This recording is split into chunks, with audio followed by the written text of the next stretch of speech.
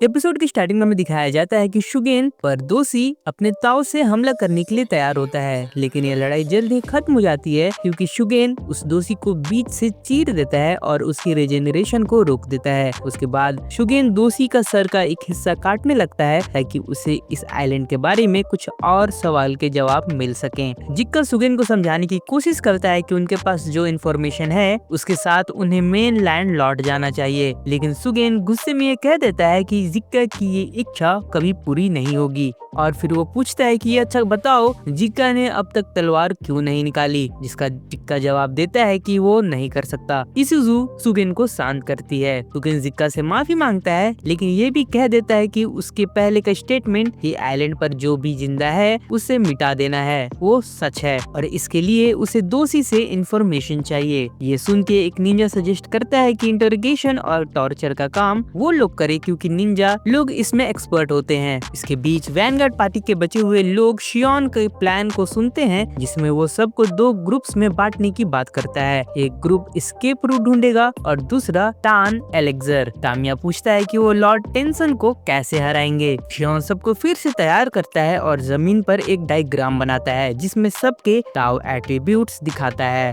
वो बताता है कि हर एक मेंबर अपने ताओ का यूज करके किसी न किसी लॉर्ड टेंसन को रोक सकता है। यूजरिया कहती है कि ये सब बेकार है क्योंकि रिस्क बहुत ज्यादा है और उन्हें ये भी नहीं पता कि इस आइलैंड के किनारे पे कौन है, इसलिए वो सजेस्ट करती है कि मिशन छोड़कर इस आइलैंड से भाग जाएं और छुप के जिंदा रहें। शियोन यूजरिया की बात समझता है और सबको चॉइस देता है, चाहो तो अलग अलग हो जाओ या मिलकर सरवाइव करो। लेकिन जब शियोन केव के अंदर जाता है उसे महसूस होता है कि सब उसके पीछे पीछे आ रहे हैं अपने अपने रीजंस की वजह से प्लान में शामिल होने के लिए। नुरुगाई उसे पंच मार देती है क्योंकि उसे लग रहा था कि शियोन उसे छोड़कर जा रहा है, लेकिन शियोन बताता है कि ऐसा कुछ नहीं था।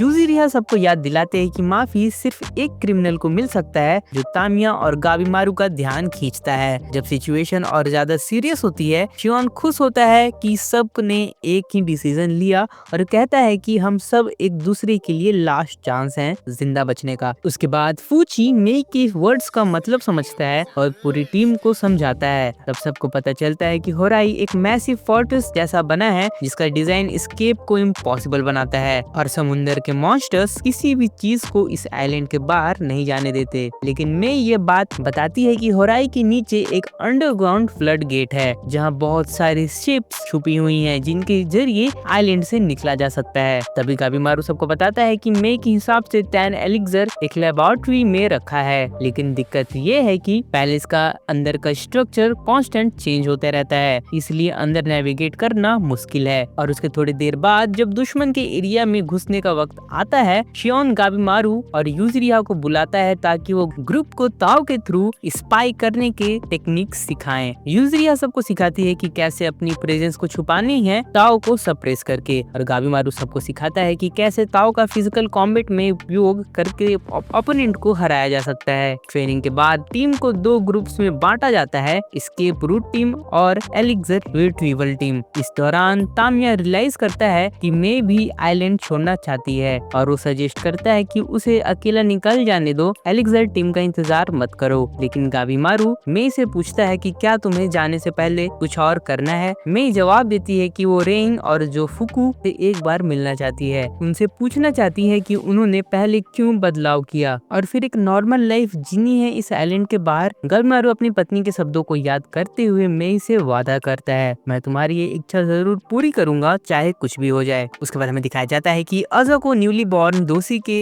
लिए होने वाले एक रिचुअल में इंट्रोड्यूस करने के बाद ताऊफा उसका वेलकम करती है, लेकिन जूफा उसे रोक देता है। अजा और जूफा के बीच कुछ बहस होती है और फिर जूफा एक अटैक करता है जिसे अजा ब्लॉक कर लेता है। ये देखकर अजा खुश हो जाता है क्योंकि उसे लगता है कि उसकी पावर पहले के मुकाबले काफी ज्यादा बढ़ चुकी है। रेन जूफा को कंट्रोल में रहने को कहता है और अजा से बोलता है कि उसके साथ लेबोरेटरी चले ताकि वो उसके ताओ का स्टडी कर सके। अजा महसूस करता है कि वो अपने नए पावर्स के साथ काफी ज्यादा कंफर्टेबल होते जा रहा है, लेकिन साथ ही ये भी फील करता है कि रेन उससे काफी ज्यादा पावरफुल है, इसलिए वो डिसाइड करता है कि वो अभी यहीं रुकेगा ताकि टेंशंस की कमजोरी के बारे में सीख सके और बाद में अपने भाई तोमा से मिलेगा। जब अजा लेबोरेटरी के अंदर पहुंचता है तो वो हैरान रह जाता है। ये देखकर कि बाको जो एक जायंट वेतन पुआ फ्लावर है और वो एक हाई क्वालिटी तैन कल्टीवेट करने के लिए यूज होती थी, लेकिन वो फ्लावर अब मर रही है क्योंकि जो ह्यूमंस उसे बना रहे थे